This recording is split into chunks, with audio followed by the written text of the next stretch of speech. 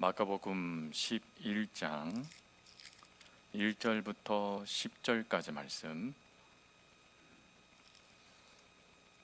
우리 성경책과 화면을 보면서 함께 말씀을 봉독하겠습니다. 그들이 예루살렘에 가까이 와서 감람산 벳바게와 베다니에 이르렀을 때에 예수께서 제자들 중 둘을 보내시며 이르시되 너희는 맞은편 마을로 가라. 그리로 돌아가면 곧 아직 아무도 타보지 않은 나귀 새끼가 메어 있는 것을 보리니 풀어 끌고 오라. 만일 누가 너희에게 왜 이렇게 하느냐 묻거든 주가 쓰시겠다 하라. 그리하면 즉시 이리로 보내리라 하시니 제자들이 가서 본즉 나귀 새끼가 문 앞거리에 메어 있는지라. 그것을 보니 거기 서 있는 사람 중 어떤 이들이 이르되 나귀 새끼를 풀어 무엇을 하려느냐 하매 제자들이 예수께서 이르신 대로 말한데 이에 허락하는지라. 나귀 새끼를 예수께로 끌고 와서 자기들의 겉옷을 그 위에 얹어 놓음에 예수께서 타시니 많은 사람들은 자기들의 겉옷을 또 다른 이들은 들에서 벤 나뭇가지를 길에 펴며 앞에서 가고 뒤에서 따르는 자들이 소리 지르되 호산나 찬송하리로다. 주의 이름으로 오시는 이여 찬송하리로다. 오는 우리 조상 다윗의 나라여 가장 높은 곳에서 호산나 하더라. 아멘. 말씀을 전하기 전에 먼저 광고 한 가지만 드리고 하나님 말씀 나누겠습니다. 우리 강동빈 성도님, 이희정 지사님의 딸 강다빈 양의 결혼식이 이번 주 토요일 날 오전 10시에 애플 웨딩 컨벤션에서 예식이 있고, 그리고 잔치는 궁전 웨딩홀에서 있습니다. 그래서 교회에서는 11시에 차량을 출발하고자 합니다. 함께 가실 분들은 11시 전까지 교회에 와주시고, 개인적으로 오실 분들은 우리 웨딩홀로 개인적으로 와주시면 감사하겠습니다. 우리 하나님 말씀 함께 보시겠습니다. 예수님께서 이제 마지막으로 예루살렘을 향하여 이제 입성을 하시기 전의 모습이 오늘 본문의 말씀입니다. 이제 예수님께서는 예루살렘으로 올라가신 이것이 예수님의 삶의 마지막 올라가심이 되어지고, 예수님은 예루살렘에서 이제 십자가를 지심으로 말미암아 하나님의 뜻을 이루시게 되어집니다. 그 중요한 하나님의 사명을 앞에 두고 예수님은 제자들 둘을 보내셔서 한 명 아무도 타보지 않았던 나귀 새끼를 끌고 오라라고 명령을 내려주시죠. 근데 어딘 줄 모르는 명령을 내린 게 아니라 구체적으로 어디에 가면 어떻게 되어 있을 텐데 그것을 끌고 오는데, 혹 누가 이거 왜 끌고 갑니까? 라고 하면 주가 쓰시겠다라고 하라 라고까지 아예 말씀을 다 전해주시면서 제자들로 하여금 그 나귀 새끼를 끌고 오라라고 명령을 내리시죠. 그리고 그 나귀가 예수님 곁으로 오게 되어지자 예수님 그 나귀 위에 제자들의 옷이 올려지게 되고, 예수님은 그 위에 타신 다음에 바로 우리가 종려 주일에 우리가 많이 살폈던 본문의 말씀과 같은 호산나 찬송하는 귀한 예수 역사들이 이루어지기 전의 모습이 본문의 말씀입니다. 오늘 우리가 함께 살필 것은 뒷부분 무리들의 반응이 아니라 바로 예수님이 말씀하셨던 제자들에게 주셨던 두 가지의 명령입니다. 그 두 가지의 명령을 강조하시면서 하셨는데, 그 첫 번째 명령은 무엇이냐면 아무도 타지 않은 것이어야 된다라는 명령을 내리십니다. 즉 수많은 나귀들이 있는데 그 수많은 나귀들 중에 예수님은 콕 찍어서 강조를 하신 게 무엇이냐면 아무도 타지 않았던 나귀 새끼를 끌고 오라라고 명령을 내리신 것이죠. 그러면 왜 예수님은 이렇게 명령을 내리셨을까 하는 것을 또 우리가 알아야 됩니다. 이것은 예수님의 사명 목적을 우리가 기억하면 이해가 됩니다. 예수님께서 이 땅에 오신 목적은 하나님 나라의 확장을 위하심입니다. 그리고 이 하나님 나라 확장을 위해서 예수님께서 하나님을 통하여 받은 사명은 십자가를 지시고 돌아가심을 통하여서 예수님께서 우리들의 모든 죄를 용서해 주시기 위함이죠. 그 용서해 주시는 정결 예식, 정결의 은혜를 예수님께서 직접 보여주시고자 오늘 이 명령을 내리고 있는 것입니다. 특별히 아무도 타지 않았다라는 이 구절은 우리들에게서는 이게 무슨 말이야 라고 생각이 들겠지만, 유대인들 가운데는 이게 무엇인지는 정확하게 그들은 알고 있었습니다. 왜 그러냐면 구약에서부터 내려온 정결 예식법에 하나님께 예배를 드릴 때 제물은 어떠한 기준으로 그 제물들을 하나님께 드려야 되는가 하는 것은 이들에게는 삶이었기 때문인 것이죠. 그러면 정결 예식에 어떠한 동물들을 하나님께 바쳐야 되느냐? 크게 두 가지의 기준이 있었습니다. 그 첫 번째 기준은 레위기 22장 20절 말씀인데, 이 말씀의 핵심은 무엇이냐면, 이 말씀 가운데 주시는 말씀은 흠이 없어야 된다라는 것입니다. 즉 하나님께서 무엇이던가 받기를 원한다라면, 하나님께 드리기를 원한다면 흠이 없는 것을 하나님께 드려야 된다라는 거예요. 그러면 흠이 없다라는 이것을 우리가 이미 성경 말씀을 통해서 많이 알고 있죠. 조금이라도 상처가 나던가 조금이라도 잘못되면 하나님은 그것을 제물로 받지 않으셨습니다. 근데 그렇게 하고자 한다면 내가 처음에 그 제물을 구별하여 하나님 전으로 오기 전까지 끊임없이 그 제물을 보호하고 아껴야 된다라는 것이죠. 그렇지 아니하면 어느 순간 상처가 나고 어느 순간 제물로서의 가치가 사라지게 됩니다. 그럼 왜 하나님은 이런 명령을 내리셨죠? 출발부터 하나님께 예배를 드리는 그 시간까지 하나님을 위한 마음을 품게 하시기 위한 하나님의 뜻이었다라는 것입니다. 그리고 두 번째 조건은 민수기 19장 2절에 나와 있습니다. 민수기 19장 2절 앞에도 띄워드렸는데, 이 본문의 말씀의 중요한 것은 멍에를 매지 않는 것이어야 된다라는 것입니다. 이 멍에를 매다라는 이것은 크게 이스라엘은 두 가지를 의미를 했는데, 첫 번째로는 사람을 태우는 도구로 사용될 때 멍에를 매게 했고, 두 번째로는 농사를 지을 때 멍에를 매어서 그 동물을 사용했습니다.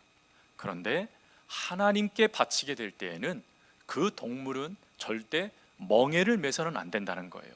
이 뭘 의미하는 것이죠? 사람을 위해서 사용된 것은 하나님이 받지 않으신다라는 뜻입니다. 하나님을 위해서 구별하고 하나님을 위해 준비한 것을 하나님은 기뻐 받으신다라는 뜻입니다. 이것이 구약의 정결 예식 가운데 제물을 하나님께 드리게 되는 기준이 되어져요. 근데 이 기준은 후에요 하나님의 언약궤를 옮길 때에도 적용이 됩니다. 하나님의 언약궤가 옮겨지는 이때의 말씀을 사무엘상 6장 7절 말씀에 보면 어떻게 되어 있냐면, 멍에를 메어보지 아니한 소 두 마리를 가지고 하나님의 성전, 하나님의 언약궤를 옮기게 만들었습니다. 뭘 의미하는 것이죠?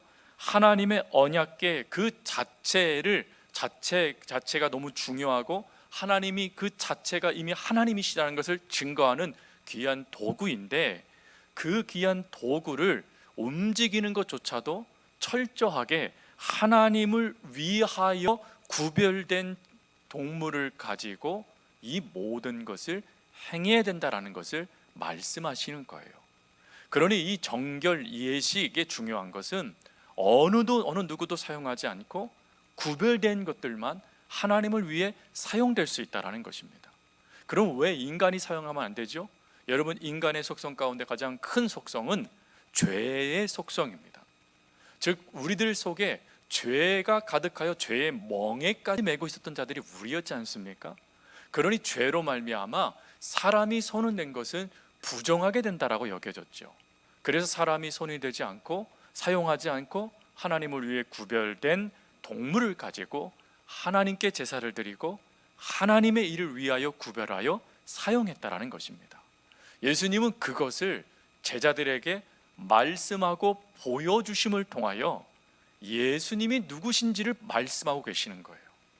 즉 예수님 당신이 하나님을 위하여 사용되어질 제물이고, 또 예수님 당신이 더불어 우리의 그 부정함, 우리가 죄로 말미암아 죽을 수밖에 없는 사망, 선고를 받아 죽을 수밖에 없는 우리들을 건져내는 제물이 되기 위하여 주님이 이 땅에 오셨다라는 것을 이 말씀을 통하여 제자들에게 깨닫게 하신 것입니다. 그러면 제자들이 깨달았을까요? 못 깨달았을까요? 안타깝게도 깨닫지를 못합니다. 왜 그랬을까요? 예수님의 말씀을 통하여 보여주시는 것뿐만 아니라 예수님은 그 전에 예수님이 어떤 삶을 사실 건지에 대하여 이미 말씀하셨지만 제자들은 말씀은 들었지만 그 말씀과 자신들이 갖고 있었던 생각을 연결시키지 못했다라는 것입니다. 즉 자신들이 갖고 있는 생각이 너무 크다 보니까 하나님의 말씀을 듣고 또 예수님이 직접 보여주심을 통하여 이 역사가 바로 메시아가 하나님이 하시는 역사다라는 것을 보여줬음에도 불구하고 깨닫지를 못했다라는 것입니다. 그리고 이 깨닫지 못하는 이 모습은 후에 나귀 새끼라는 이 동물의 모습을 통해서도 나타나게 됩니다. 첫 번째 예수님이 강조하신 게 한 번도 아무도 타지 않았던 것이라고 말씀을 드렸다면, 이제 두 번째 강조는 나귀 새끼입니다. 예수님은 나귀 새끼를 강조를 하시는데 왜 나귀 새끼에만 하는가? 이에 대해서 우리가 이해하려면 스가랴서 말씀을 봐야 되죠. 스가랴서 9장 9절 말씀에 보면 예수님께서 이 땅에 오시는데 어떠한 역사들을 가지고 이 모든 역사를 이루어 가시냐면 예수님이요, 이 나귀 새끼를 타신다라는 말씀이 기록되어져 있어요. 즉 메시아가 이 땅에 오셔서 모든 이들을 기쁘게 하는 역사들이 나타나게 되는데 그 기쁨의 역사를 일으키는 메시아, 그 메시아는 나귀를 타고 입성한다라는 예언의 말씀이 스가랴 9장에 기록되어져 있습니다. 그러니 예수님께서 나귀 새끼를 끌고 오너라 라고 하셨다는 것은 뭘 의미하는 것이죠? 예수님이 누구신지를 드디어 드러내신 것을 말하는 것입니다. 심지어 제자들이 어떡하죠? 예수님의 나귀 새끼 위에 제자들의 옷을 덮고 예수님을 앉힙니다. 그러면 제자들이 예수님이 메시아라는 것을 알았습니까? 몰랐습니까? 알았다라는 뜻입니다. 그런데 그들이 알고 있는 메시아가는 스가랴 9장 11절 12절에 나와 있는 메시아관이었어요. 공동번역인데 공동번역을 제가 한번 읽어드리겠습니다. 너는 나와 피로 계약을 맺었으니 나 그 피를 생각하여 사로잡힌 너희를 물 없는 굴에서 건져내리라. 수도 시온아, 포로들은 그리던 고향을 찾아 너희에게 돌아오리라. 내가 포로로 지내던 시절의 아픔을 내가 곱절로 갚아주리라. 여러분, 이 말씀을 들으시면 어떤 것이 떠오릅니까? 해방이 떠오르시죠. 압제에서부터의 건져냄을 떠오르게 되지 않겠습니까? 바로 제자들은 이걸 기억해냈다라는 거예요. 즉 예수님께서 나귀를 타시는 것은 메시아가 맞다라는 것입니다. 근데 예수님이 메시아이시니 이제 우리가 예수님의 뒤를 따라가기만 하면 로마의 압제에서 건짐을 받고 이 유대 땅은 다시금 다윗의 영광을 얻는 그런 독립국가가 될 거라는 기대를 품고 예수님의 타시는 나귀 위에 자신들의 옷을 올려놓은 것입니다. 그러면 그 예수님이 예루살렘에 입성하게 될 때 무리들은 어떻습니까?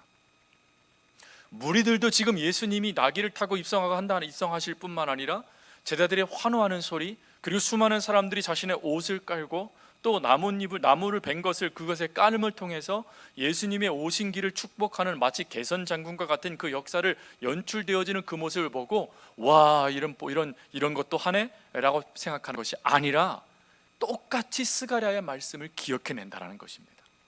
아, 예수님이 메시아이시구나. 그러면 예수님이 이 예루살렘으로 입성하기만 하면 이제 로마는 끝났구나. 우리는 해방됐어.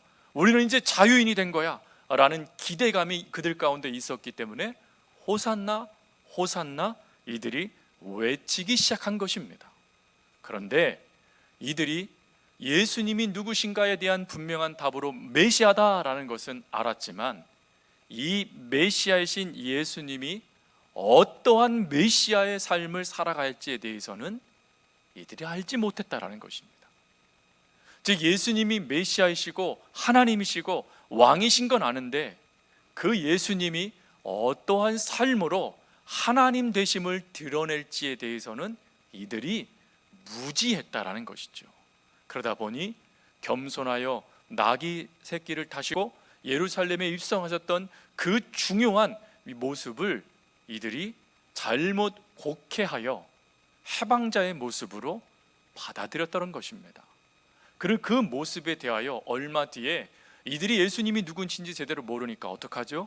그 기대가 물거품이 되어지니까 예수님을 죽여라, 십자가에 못 박으라 외치는 무리들이 되어집니다.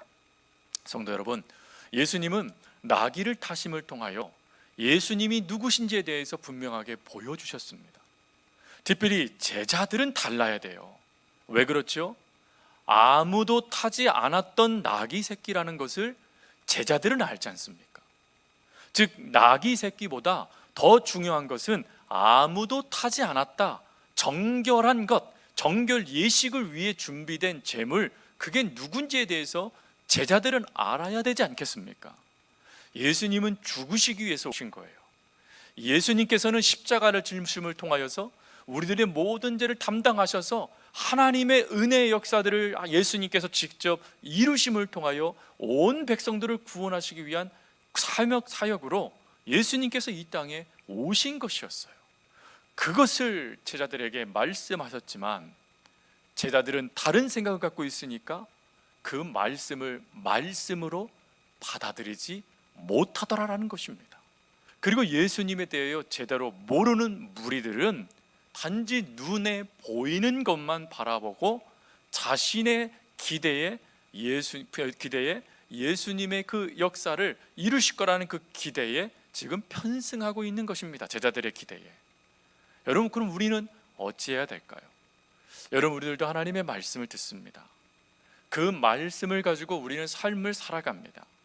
그런데 우리들도 하나님 말씀보다 내 생각이 더 많으면 하나님의 말씀을 하나님의 말씀으로 받아들이지 못할 수 있다는 것입니다. 그래서 사도 바울이 고백한 그 고백이 너무 귀한 고백이에요. 나는 날마다 죽노라. 죽는다는 게 무엇이죠? 끊임없이 나를 비운다라는 것입니다. 왜 비워야 될까요?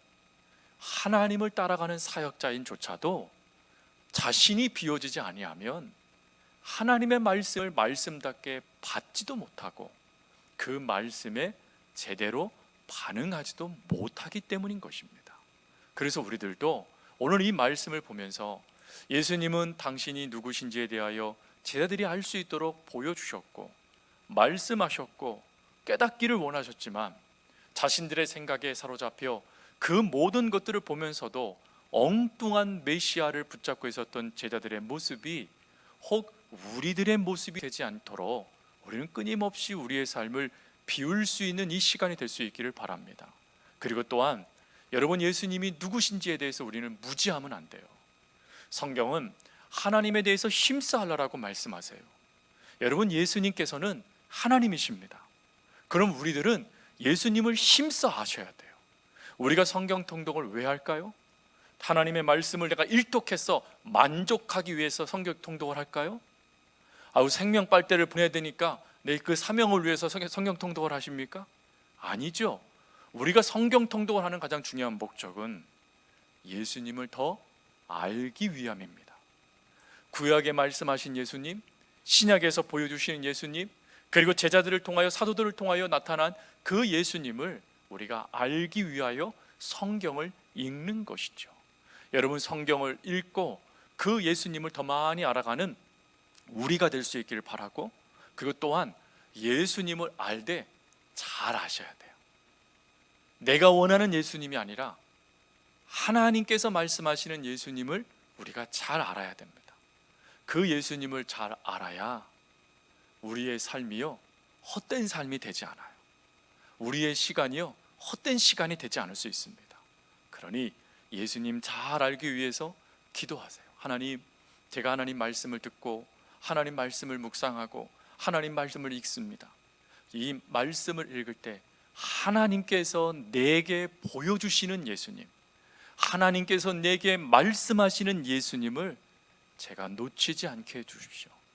그리고 이 예수님의 말씀대로 살아가기 위하여 하나님, 나를 끊임없이 내려놓을 수 있는 믿음을 저에게 주세요 라고 기도하면서 예수님의 길을 잘 따라갈 수 있는 우리 믿음의 제자들 될 수 있기를 간절히 주님의 이름으로 부탁드립니다.